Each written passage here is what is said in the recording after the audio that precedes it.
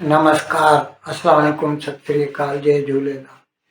मैं हूं जी प्रेम मस्तानी और आप देख रहे हैं हालात हाज़रा का प्रोग्राम। हकीकत ये है, इब्तिदा में आपसे दरख्वास्त है चैनल ज़रूर सब्सक्राइब करें। दोस्तों, आज सुबह साउथ अफ्रीका के शहर जोहानिसबर्ग में G20 के वज़राए ख़ारजा यानी फॉरेन मिनिस्टर्स की कॉन्फ्रेंस शुरू हुई और उसमें शिरकत के लिए भारत की तरफ से भारत का एक्सटर्नल अफेयर्स मिनिस्टर जनाब एस जयशंकर वो उसमें शिरकत कर रहा है। अब वैसे G20 में जैसे पूरा यूरोपियन यूनियन है वो एक मेंबर है, इसी तरह पूरा अफ्रीकन यूनियन जो है ना वो भी एक मेंबर है। और ये साउथ अफ्रीका को भारत की कोशिशों से ही G20 में शिरकत मतलब मेंबरशिप मिली थी। और इस साल का जो है वो प्रेसिडेंट है साउथ अफ्रीका, और आइंदा नवंबर में वहाँ पे समिट होगा। अभी उसका जो फॉरेन मिनिस्टर्स की जो मीटिंग है वहाँ पे आज शुरू हुई, और लेकिन इसको अमेरिका पसंद नहीं करता। इसीलिए अमेरिका का जो foreign minister, secretary of state कहते हैं वो लोग, तो secretary of state Marco Rubio है, उसने सीधा सीधा ऐलान कर दिया है मैं नहीं आऊँगा। और वैसे तो वो एक लिहाज से कह सकते हैं कि ट्रंप जो है वो G20 को पसंद नहीं करता।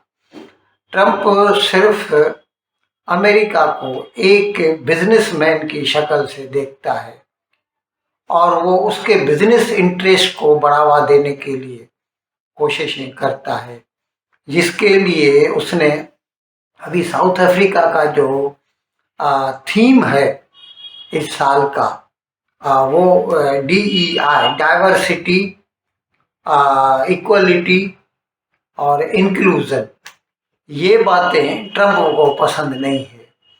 वो समझता है कि इन बातों की वजह से अमेरिका के जो इकोनॉमिक इंटरेस्ट हैं, मुआशी मुफादात हैं, उन पर ज़र्ब पड़ती है, इसीलिए वो इनसे दूर रहता है। और वैसे भी जैसे क्लाइमेटिक चेंज है, इसके लिए पेरिस अकॉर्ड हुआ था, भारत ने तो कमिट किया है, लेकिन ट्रंप तो सीधा सीधा उसको मानता ही नहीं है।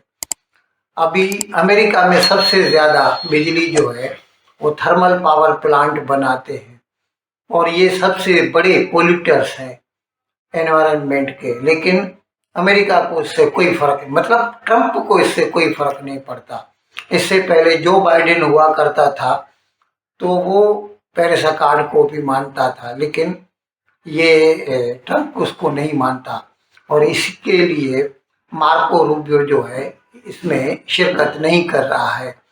ये अलग बात है कि चीन का जो वज़ीर ख़ारजा है वांग यी और रूस का वज़ीर ख़ारजा है सरगेई लावरोव, वो दोनों इसमें शिरकत कर रहे हैं। और वैसे तो ये मल्टीलेटरल मीट है, जैसे 21 मुल्क के नुमाइंदे वहाँ पे मिल रहे हैं, लेकिन on the side lines of it उसका फ़ायदा उठाते हुए अलग अलग ममालिक अलग अलग सेपरेटली बायलेटरल मीटिंग्स भी करते हैं, दो तरफा मुलाकातें भी होती हैं। और मैं जहाँ तक समझता हूँ एक्सटर्नल अफेयर्स मिनिस्टर हमारे जो एस जयशंकर, वो वांग यी से, चीन का जो वज़ीर ख़ारजा है और रूस का वज़ीर ख़ारजा है सरगेई लावरोव, दोनों से अलग अलग मुलाकातें ज़रूर करेगा। और ख़ास तौर पर चीन के साथ पिछले नवंबर में वांग यी के साथ एस जयशंकर की मुलाकात हुई थी। उस वक्त ताज़ा ताज़ा जो है डी एस्केलेशन हुआ था, डिसएंगेजमेंट हुआ था ईस्टर्न लद्दाख के फ्रंट पर, जो कि 2020 से भारत की और चीन की फौजें आमने सामने खड़ी थीं और आपस में भिड़न भी हुई थी, जिसमें हिंदुस्तान के गलवान वैली में 20 लोग सिपाही शहीद हुए थे, अफसरान वगैरह इंक्लूडेड, फौजी शहीद हुए थे। और कहा जाता है कि चीन के भी तकरीबन 100 लोग मारे गए थे। लेकिन उसके बाद ये 2024 में अचानक से जो है ये चीन ने जो है डिसएंगेजमेंट का ऐलान कर दिया।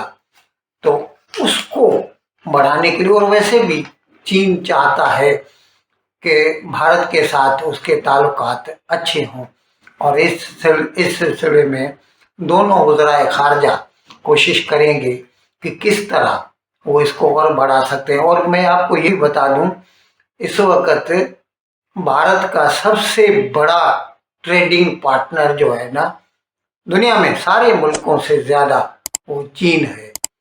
125 बिलियन डॉलर का बिजनेस होता है चीन के साथ भारत का। और ये बात पाकिस्तानियों की समझ में नहीं आती। वो हर मामले में सियासत और जज्बात आगे रखते हैं, जिसकी वजह से उनकी मईशत बर्बाद होती चली जा रही है।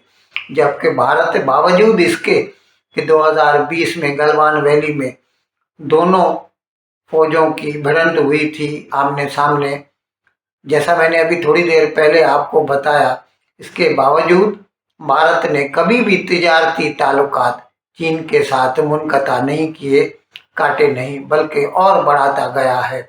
और बावजूद इसके कि इस वक्त चीन के साथ हमारा ट्रेड डेफिसिट है, खसारा होता है, नुकसान होता है, चीन को फ़ायदा होता है, लेकिन कई चीज़ें होती हैं जिनके मंगवाने से हमें फ़ायदा पहुंचता है। जैसे मैं आपको बता दूं, इलेक्ट्रॉनिक्स में चीन बहुत आगे है।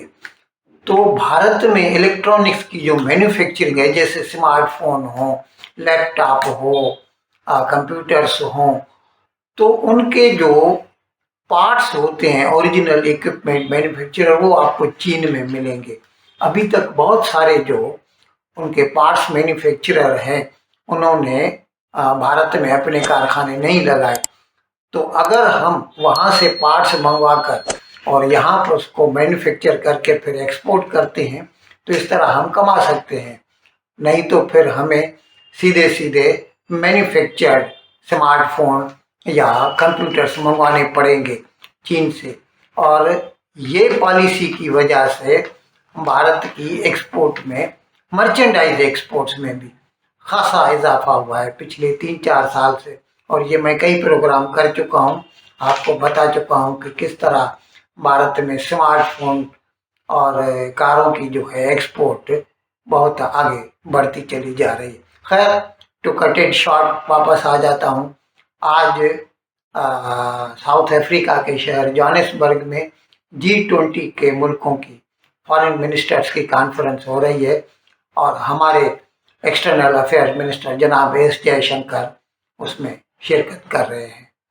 इन अल्फाज के साथ आज का प्रोग्राम ख़त्म करने की आपसे इजाज़त चाहता हूँ, लेकिन विदाई लेने से पहले एक मरतबा फिर आपसे मेरी दरख्वास्त है कि जिस किसी साहब या साहिबा ने अब तक हमारे इस चैनल को सब्सक्राइब नहीं किया, हज़राए करम इसको जल्द से जल्द सब्सक्राइब करें, प्रोग्राम को लाइक करें, शेयर करें और घंटी का बटन दबाना न भूलें। बहुत बहुत शुक्रिया। खुदा।